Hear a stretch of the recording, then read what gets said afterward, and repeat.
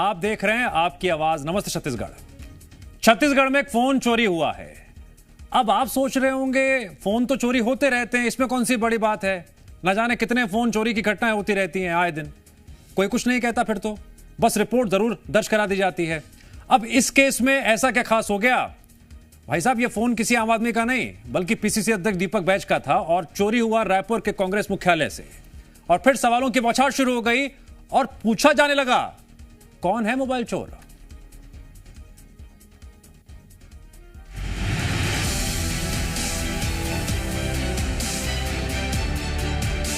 बैठक कांग्रेस की, कार्यकर्ता कांग्रेस के, और जगह थी छत्तीसगढ़ की राजधानी रायपुर का राजीव भवन। पीसीसी अध्यक्ष दीपक बैज का यहां फोन चोरी हो गया। ना किसी ने देखा, ना कोई पकड़ में आया। कोई फोन लेकर गायब हो गया, बस फिर क्या था? फोन में छिपे हैं क्या राज, और चोरी के पीछे किसका है हाथ? इन सवालों का शोर छत्तीसगढ़ की सियासत के गलियारों में सुर्खियां बन गई। कांग्रेस की पूर्व नेता और मौजूदा बीजेपी प्रवक्ता राधिका खेड़ा ने तो ट्वीट करके ये तक कह दिया, चोरी पकड़ने की कोशिश की तो मुख्यालय का सीसीटीवी कैमरा नहीं है। जब मुझे इस कांग्रेस मुख्यालय में बंद किया गया तब भी सीसीटीवी नहीं था। कक्का के 5 साल के क्या ऐसे काले कारनामे इस मुख्यालय में छिपे हैं? चोरी करने से ज्यादा क्या छुपाने पर जोर है? राधिका खेड़ा के पोस्ट पर डिप्टी सीएम विजय शर्मा का रिएक्शन भी चर्चाओं में आ गया और उन्होंने एक नए कानून को लाने तक की बात कह डाली। उनके साथ जो कुछ यहाँ पर हुआ था, जिसका कंप्लेंट उन्होंने स्वयं किया था, वो अभी एक बड़ा मसला था। आज एक और बड़ा मसला है। अभी वो सीसीटीवी लगाने से बचते हैं, तो उसका कारण क्या है? वैसे अभी विष्णुदेव जी की सरकार एक नया कानून लेकर आने वाली है जिसके अंतर्गत सीसीटीवी लगाना ही पड़ेगा। सर, ये कैबिनेट की बैठक और उनको भी जगाना पड़ेगा, वहाँ उस भवन में भी लगेगा। इससे पहले कैबिनेट मंत्री केदार कश्यप ने फोन चोरी पर तो यहाँ तक कह दिया था, बैज के मोबाइल में कौन से राज हैं जो कांग्रेस के लोग जानना चाहते हैं। दीपक बैज जी, आपको पूरे प्रदेश को बताना चाहिए कि आपकी जासूसी कौन कर रहा है, कौन आपके राज जानना चाहता है, जो आपके मोबाइल की चोरी तक करवा रहा है। आपका अंदेशा, आपका शक यदि कांग्रेस के किसी नेता पे है, और कांग्रेस के नेताओं ने चोरी की है, जिसमें यदि आपके शक यदि भूपेश बघेल जी के ऊपर है या टीएसवी जी के ऊपर है, तो आप उसको उजागर करिए। फोन कहां गया? सवाल पर सवाल उठे। दीपक बैज भी पूछने लगे, मोबाइल मेरा गुम है, चिंता बीजेपी को हो रही है। पूर्व सीएम भूपेश बघेल बोले, सावन के अंधे को हर जगह हरा ही नजर आता है। जिसके नेता चोरी करके घर से भागे हों तो दूसरों को भी सावन के अंधे हरा ही हरा नजर आता है। उसके नेता ही चोरी करके भागे थे घर से, तो दूसरों को भी वही समझ रहे हैं। मोबाइल हमारा गुम गया, तकलीफ भारतीय जनता पार्टी को हो रही है, चिंता उनको हो रही है। मुझे लगता है कि मेरे मोबाइल का चिंता न कर भारतीय जनता पार्टी और सरकार को प्रदेश की चिंता करना चाहिए। वैसे फोन किसी का भी गुम हो जाए या चोरी हो जाए, टेंशन तो हो ही जाती है, लेकिन दीपक बैज के फोन चोरी होने पर कई सवालों ने प्रदेश की सियासत में अलग टेंशन खड़ी कर दी है। अब जब तक फोन नहीं मिलेगा, इन सवालों पर बहस जारी है। ब्यूरो रिपोर्ट, जी मीडिया। तो कौन है मोबाइल चोर? हम करेंगे डिबेट इस पर, लेकिन उससे पहले कुछ सवाल आपके सामने रख रहे हैं। सवाल नंबर 1 यह है कि कांग्रेस मुख्यालय राजीव भवन में मोबाइल चुराया किसने? सवाल तो यह भी है, जैसे कि आरोप लग रहे हैं, किसी अपने या भारी ने क्या फोन गायब किया? दीपक बैज के नुकसान से किसे फायदा? बीजेपी की चिंता कितनी जायज है, बीजेपी जो सवाल खड़े कर रही है? और कौन कांग्रेसी राज जानना चाहता है, जैसे आरोप लग रहे हैं? और सवाल तो यह है कि कांग्रेस को सीसीटीवी लगवाने से ऐतराज क्या है, बीजेपी ये भी पूछ रही है। तो इन्हीं सवालों को लेकर आज हम डिबेट शुरू करने जा रहे हैं। हमारे साथ आज डिबेट में जुड़ रहे हैं सत्यप्रकाश सिंह जी, आप कांग्रेस के प्रवक्ता हैं। बीजेपी प्रवक्ता प्रवीण साहू जी भी जुड़ गए हैं। आप दोनों का मैं बहुत बहुत स्वागत करता हूं। सत्यप्रकाश जी, अब कांग्रेस मुख्यालय में अगर सीसीटीवी लगे होते, इतना बवाल हो गया, पता नहीं क्या क्या कहा जा रहा है, कितने आरोप लगाए जा रहे हैं, इधर की बात उधर की बात। सीसीटीवी लगे होते कोई बतंगड़ नहीं बनता, कोई बात ही नहीं होती, चोर पकड़ा जाता, दूध का दूध पानी का पानी हो जाता। दिव्यांश जी, देखिए, मैं आपके सवाल का जवाब दूंगा, पहले उससे मैं कुछ बातें बोलना चाहूँगा। देखिए, हमारा जो कार्यालय है ना, जैसे आपको मालूम होगा कि कांग्रेस पार्टी का इतिहास उठा के देखिए, गरीबों की आवाज़ बनती है, महिलाओं की, आदिवासियों की। तो हमारे कार्यालय क्या है, हर उस आदिवासी के लिए खुला है जो 1.5 साल से अपमानित महसूस कर रहा है, हर उस युवाओं के लिए जो रोजगार के लिए भटक रहा है, 20,000 प्रतिवर्ष की बात थी, हर उस किसान के लिए खुला रहता है। एक आशा के किरण की तरफ उस हमारे कार्यालय की तरफ देखता है, उसको मालूम है कि हमारे लिए आवाज़ उठाएगी। यही पार्टी जो हमारे लिए आवाज़ उठाएगी, जो आज खाद नहीं मिल रहा, बीज नहीं मिल रहा, वो महिलाएं जिनके साथ दुष्कर्म हो रहा है, जिसके सुनने वाला कोई नहीं है, वो इस कार्यालय की तरफ देखती है। तो हमारे कार्यालय दरवाजे खुले रहते हैं। इनके कार्यालय जैसे नहीं है कि रेड कारपेट 2 ही उद्योगपति दिखाने के लिए। यहाँ एक बात मैं कहूंगा, मुख्यमंत्री अच्छा बुरा मत मानिए, एक बात कहता हूँ, दिव्यांश जी, एक बात कह रहा हूँ। देखिए सत्यप्रकाश जी, कोई आपके घर पर भी आएगा तो दरवाजे आपके भी खुले होंगे कि भाई कोई कमजोर आदमी है, कोई जरूरतमंद है, आजा मेरे घर में पूछने के लिए। लेकिन थोड़ी तो पूछताछ होती है, पता चलना चाहिए ना सुरक्षा के लिहाज से कौन आ रहा है, कौन जा रहा है। दिव्यांश जी, मैं दिव्यांश जी, वही मैं आपके सवाल का जवाब दे रहा हूं। मैं वही बोलना चाह रहा हूं कि देखिए, इसी से दिखता है कि कानून व्यवस्था का क्या हाल है। Z+ व्यक्ति हैं वो। जगह कौन सी है? मुख्य विपक्षी दल का प्रदेश कार्यालय, ब्लॉक कार्यालय भी नहीं, प्रदेश कार्यालय है। सिक्योरिटी वहां लगी हुई है, छत्तीसगढ़ पुलिस की सिक्योरिटी है। उस पर आप कैमरे की बात करें, कैमरे भी हैं, पुलिस ने हमसे मांगा है, वो अगर वो मांगेगी वो दिए जाएंगे, कैमरे भी लगे हुए हैं। उसके बाद देखिए अपराधियों हौसले कितने बुलंद है। मुद्दा ये होना चाहिए कि अपराधियों हौसले कितने बुलंद है कि वो प्रदेश कार्यालय में आते हैं, प्रदेश आते हैं, जिसके बाद Z+ सिक्योरिटी है, उसका मोबाइल निकाल के चले जाते हैं। मतलब अपराधी को खौफ ना कोई चीज है। और इसी से दिखता है कि अगर प्रदेश कार्यालय में कहां पे जा रहे हैं, किस व्यक्ति के साथ क्या कर रहे हैं, क्या अपराध की घटना किसके साथ कर रहे हैं, इससे दर्शाता है कि अपराधियों में कहीं कानून का खौफ नहीं है। हमने जो पुलिस से मांग की है कि आपने FIR लिख दिए, इतने देर घंटे हो गए, अभी तक अपराधियों को पकड़ क्यों नहीं पाए? इससे दिखता है कहीं ना कहीं संलिप्तता भी शक के घेरे में। प्रवीण साहू जी, अभी तक आप पकड़ क्यों नहीं पाए? अभी तक ये नहीं पुलिस बता पाई। प्रवीण साहू जी, तो ये दिखता है कानून व्यवस्था के नाम। प्रवीण साहू जी, कांग्रेस कानून व्यवस्था पर सवाल उठा रही है। देखिए, सबसे पहले भारत माता की जय कहूँगा, आप सभी को नमस्कार और आदरणीय जनता को प्रणाम।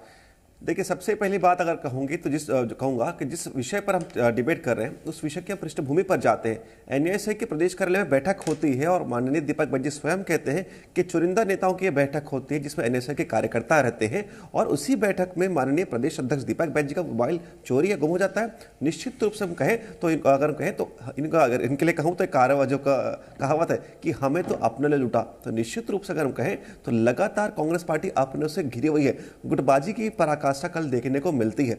और जिस प्रकार से मेरे भाई सत्यप्रकाश जी कह रहे हैं कि इनके कार्यालय में आदिवासी लोग आते हैं, किसान आते हैं, महिला आते हैं, युवा आते हैं, तो आप इनडायरेक्टली क्या ये आरोप लगा रहे हैं कि आदिवासी भाई ने, युवाओं ने, महिलाओं ने या किसानों ने दीपक बैज को मोबाइल चोरी किया है? निश्चित रूप से ये अपराध घोर निंदा का पात्र है। एक आदिवासी वर्ग के व्यक्ति को आप ऐसा आरोप लगा रहे हैं, निश्चित रूप से ये कतई स्वीकार नहीं है। निश्चित रूप से ये जनता जानती है कि कांग्रेस पार्टी लगातार गुटों में बटी हुई पार्टी है। हो सकता है कि भूपेश बघेल जी के किसी गुट के व्यक्ति ने चोरी कर लिया हो सकता है TS सिंहदेव जी के गुट के किसी व्यक्ति ने चोरी कर लिया हो, कि लगातार आपसी कहीं ना कहीं सामंजस्य की कमी तो लगातार दिख रहा है।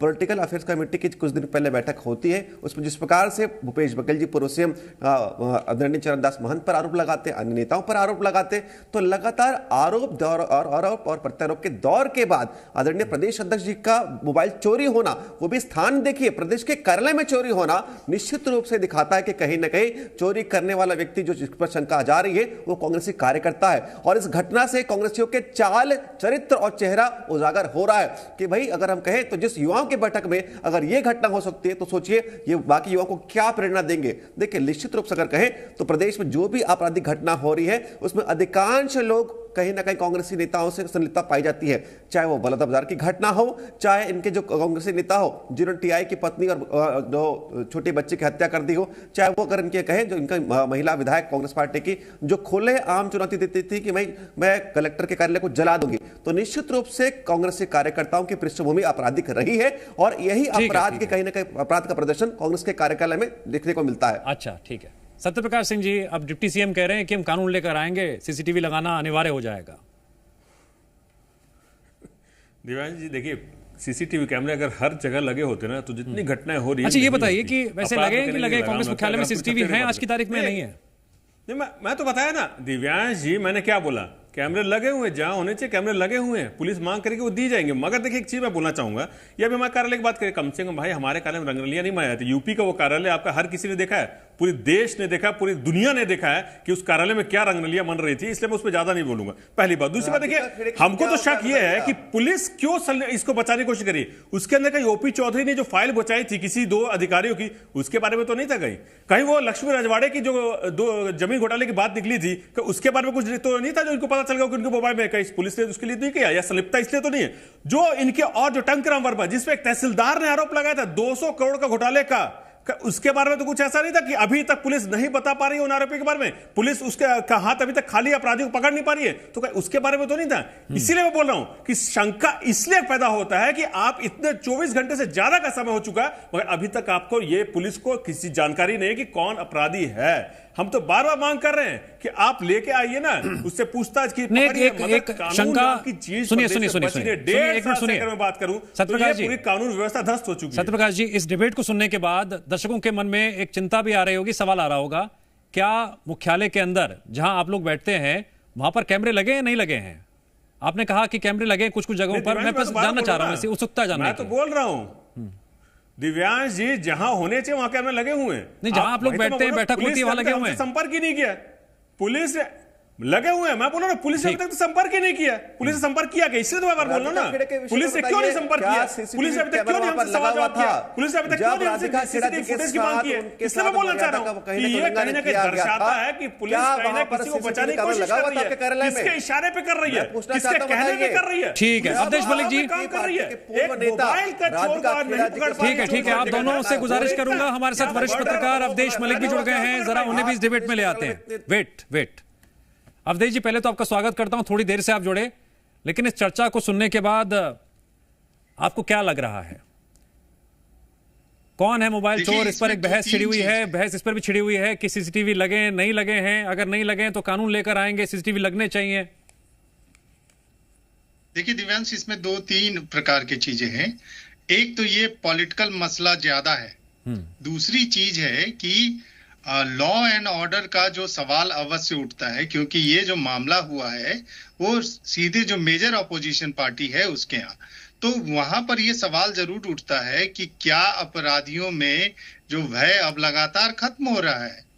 अगर वो खत्म नहीं हो रहा है तो इस हिसाब से इतना डेयरिंग करना, अपोजिशन पार्टी के ऑफिस में घुस जाना या फिर जो रूलिंग पार्टी के ऑफिस में घुस जाना, इस प्रकार की चीजें जो अवांछित तत्व है उनमें से डर कहीं ना कहीं जा रहा है।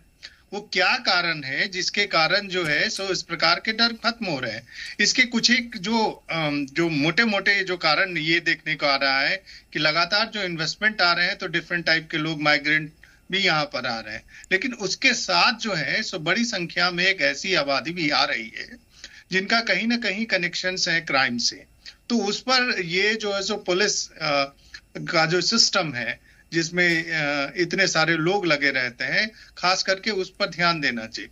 और तीसरी सबसे बड़ी चीज कि जब इस प्रकार की घटना होती है तो एक बड़ा सवाल उठता है कि ये वीआईपी पर्सन एंड सो के साथ ऐसा हुआ, तो क्या गरीब जनता के साथ या जो कॉमन पीपल है उसके साथ क्या होना चाहिए?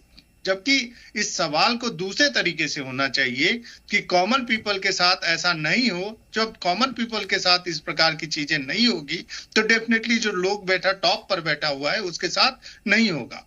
नहीं, लेकिन मेरा सवाल ये था कि जो भी पब्लिक प्लेसेस हैं जहां पर किसी भी तरह की पब्लिक गैदरिंग हो रही है, फिर चाहे पार्टी हो या आम सभा हो, ऐसी कोई भी कॉमन जगह, वहां पर कैमरे लगे होने चाहिए।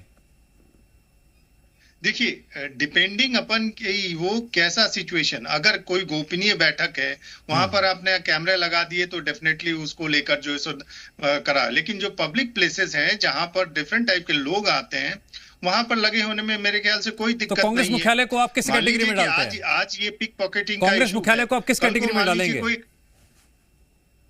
जी, एक बार फिर से दोहराएंगे कांग्रेस मुख्यालय को आप किस कैटेगरी में डालेंगे?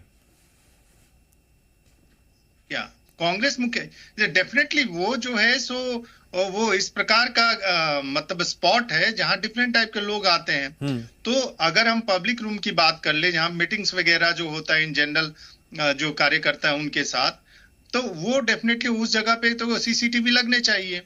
और मेरे ख्याल से जो है सो एडमिनिस्ट्रेशन, जो कांग्रेस का जो एडमिनिस्ट्रेशन है वो मेरे ख्याल से उसको ध्यान देना चाहिए इसमें। ठीक है प्रवीण साहू जी, अब यहाँ कांग्रेस अलावा ठीक जी बोल, बात कंप्लीट कर लीजिए। ठीक है, बोलिए। जी, उसके अलावा कहीं अंदर के कक्षों में गोपनीय बैठक है, तो वहां पर मैं नहीं समझता हूं कि सीसीटीवी तो आजकल हर एक जगह लग रहा है। प्रवीण साहू जी, अब तक की जो डिबेट में निकलकर सामने आ रहा है कि कांग्रेस ये आरोप लगा रही है कि 24 घंटे ज्यादा वक्त हो गया है, लेकिन पुलिस अभी तक उस अपराधी को, उस चोर को पकड़ नहीं पा रही जिसने मोबाइल चोरी किया है, और अनर्गल आरोप लगाए जा रहे हैं। देखिए, हम कोई अनर्गल आरोप नहीं लगा रहे हैं। एक वाक्य में कहूंगा जो कांग्रेस पार्टी में चरितार्थ होता है कि कांग्रेस पार्टी में जो जितना बड़ा अपराध करेगा उसको उतना बड़ा पद मिलेगा। निश्चित रूप से मैं पूर्ण कहीं ना कहीं कह सकता हूं कांग्रेस पार्टी के कहीं ना कहीं कार्यकलाप के आधार पर यह विश्वास के साथ कह सकता हूं कि किसी अन्य गुट के नेता ने आदरणीय दीपक बैज जी का मोबाइल चुराया होगा, क्योंकि देखिए कार्यालय कांग्रेस पार्टी का प्रदेश कार्यालय था, कोई सामान्य जनता का जगह नहीं था। जितने लोग थे वो कांग्रेस पार्टी से संलिप्त व्यक्ति थे, तो निश्चित रूप से कोई ना कोई कांग्रेसी व्यक्ति था। रही बात देखिए कि मोबाइल क्यों उपलब्ध नहीं हुआ, लगातार पुलिस पर काम कर रही है, और ये मानते हुए आपको मालूम है कि टेक्निकल एक चीज है, जिस प्रकार अगर मोबाइल स्विच ऑन होता जहां भी होता तो निश्चित रूप से उसका लोकेशन ट्रेस करके हमारे पुलिस के जो जवान है वो निश्चित रूप से उस पर काम करके तत्काल मोबाइल को उपलब्ध करा देंगे। लेकिन पृष्ठभूमि पर मैं जा रहा हूं, जिसको बार बार कह रहा हूं कि कांग्रेस पार्टी में जो जितना बड़ा अपराध करेगा उसको उतना बड़ा पद मिलेगा। हो सकता है कि भूपेश बघेल जी के किसी गुट के व्यक्ति ने कह दिया होगा इनका मोबाइल चोरी करवा के लाइए, इसके राज निकलवाइए, हम आपको पार्टी में बड़ा पद दिलाएंगे, या सत्ता है तो कुछ और आपको उपलब्ध कराएंगे। तो कहीं ना कहीं निश्चित रूप से कांग्रेस पार्टी अंतरकलह से जूझ रही है, और यही अंतरकलह का परिणाम प्रदेश के अध्यक्ष दीपक बैज जी का मोबाइल चोरी होने में कहीं ना कहीं फलित होता दिख रहा है। सत्य प्रकाश सिंह जी, अब बीजेपी ये कह रही है कि भाई हर किसी के फोन में अपने अपने पर्सनल चीजें भी होती हैं, कुछ ऐसी चीजें भी होती हैं जो पब्लिक डोमेन में नहीं आनी चाहिए, कई बातें होती हैं ऐसी। अब किसी के हाथ में लग गया तो कुछ ऐसी बातें सामने ना आ जाएं जिससे किसी का फायदा किसी का नुकसान हो जाए। दिव्यांश जी, जैसे मैंने भी बोला, ये छोटी सी घटना है, देखा जाए तो मोबाइल चोरी पुलिस अभी तक नहीं पकड़ पाई है, तो इसी से दिखता है ना। मैं 12 बोला ना, ओपी चौधरी जी की फाइल भी हो सकती है उसमें, लक्ष्मी राजवाड़े जी की भी हो सकती है, टंगराम वर्मा की भी हो सकती है। और अभी ये बोल रहे थे इनकी पार्टी में जो जितना बड़ा अपराध करेगा ये इनकी पार्टी में होता है, क्योंकि हमारे देश के गृह मंत्री बने हुए हैं, उससे बड़ा पद क्या होगा। और इनके तो वरिष्ठ नेता ने बोला था कि मैं घर से सोने चोरी करके भागा था, तो इनके तो सोच में यही है, वरिष्ठ नेता ही सोचते हैं, खुद बोलते हैं कि मैं घर से चोरी करके, सोने चोरी करके भागा था, गहने चोरी करके भागा था। तो चोरी की फितरत अपने घर में चोरी फितरत जो अपराध करते हैं उनको बड़ा पद देते हैं। किसका दबाव है, पुलिस का कौन काम नहीं करने दे रहा है, पुलिस किसके कहने पे काम नहीं कर रही है, केवल कहने पे चोर को नहीं पकड़ पा रही है, किसके कहने पे चोर अभी तक हाथ में नहीं आ पाया। सवाल ये उठता है कि कानून व्यवस्था क्यों चल रही है। बारी बारी से बोलेंगे प्रवीण जी, बात पूरी करने दीजिए। बड़ी घटना होने के बाद भी, इतने बड़े व्यक्तियों के साथ ऐसी घटना होने के बाद भी आप नहीं पकड़ पा रहे, इससे दिखता है आपकी पुलिस किस दबाव में काम कर रही है, आपकी पुलिस किसी के कहने पे काम कर रही है। इसलिए बोले अगर प्रदेश अध्यक्ष ऐसी घटना हो सकती है तो एक आम जनमानस के साथ क्या होता होगा, पुलिस क्या करती होगी, हत्यारे क्यों खुलेआम घूम रहे हैं पता चलता है, बलात्कारी खुलेआम क्यों घूमते आप पता चल रहा है, क्यों अगर किसी आदिवासी के साथ कोई घटना होती है तो पुलिस थोड़ी जांच करती है, पता चलता है। ठीक है, टाइम आउट, ओके, ठीक है। इसलिए बोलना चाह रहा हूँ, कुछ सुनाई नहीं देगा सर, ऐसे कुछ सुनाई नहीं देगा ऐसे। अवधेश मलिक जी, अच्छा अवधेश मलिक जी सुनिए, अवधेश मलिक जी से पूछ लूं सवाल प्लीज। अवधेश मलिक जी से, अवधेश मलिक जी, कभी आपका फोन खोया है? जब फोन खोता है तो टेंशन बढ़ जाती है कि इसमें पता नहीं किसके हाथ लग जाए, क्या नुकसान हो, क्या फायदा हो। कभी आपका फोन खोया है क्या? टेंशन हुई फिर कभी?